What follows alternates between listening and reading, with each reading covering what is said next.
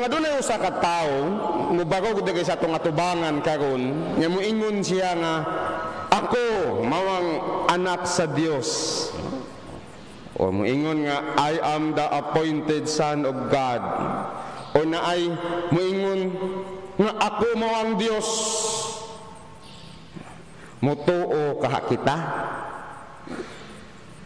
Maybe, no? Ang uban mutuo, pero mas daghan tingali ang dili.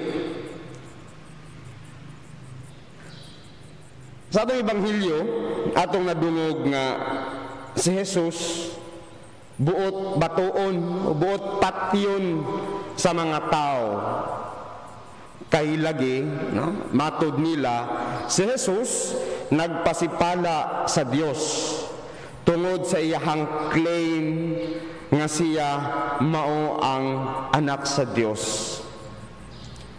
Nagpasipala si Jesus sa Dios tungod kay siya tao lamang sumala sa mga tao, apan siya nagpaka-Dios. Una nga gusto nilang patyon si Jesus, gusto nilang dakpon, batuon. Tingali ang subo nga pamalandungon mga igsuon tungod kay si Jesus, no?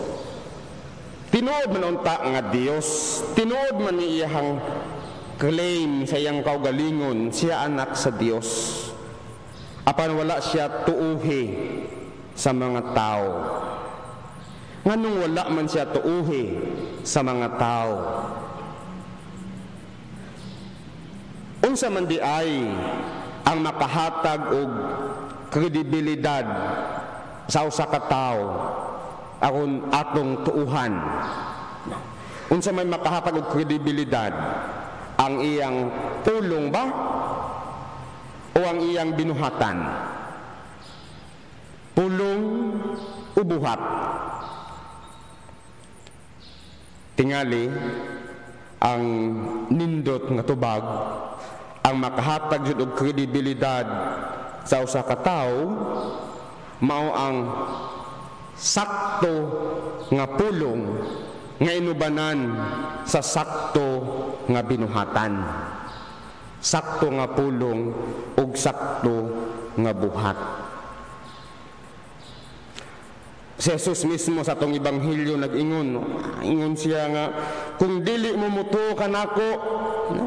Dili mo mutuo sa akong pulong, no? At least man lang, no? Tuuhin ninyo ang ako ang mga binuhatan, kaya ko nagbuhat man, no? Sa kabubuton sa amahan. Tingali ang klaro nga mensahe nga buot ipabot ni Jesus mga igsuon. Nasayod siya nga ang pulong dili igo kung kini dili ubanan ug buhat. And I think nindot kayo ni nga pahinumdum alang kanatong tanan. Alang kanamo mga pari, alang sa mga magtutudlo, alang sa mga ginikanan nga magmatuto sa atong mga anak. Kinahanglan ang atong pulong, ang sakto nga pulong, ubanan sa saktong buhat. Kay matod pa sa panultion, dili ang pulong mao'y pabuhaton, kundili ang buhat mao'y pasultion. Hinaot pa unta.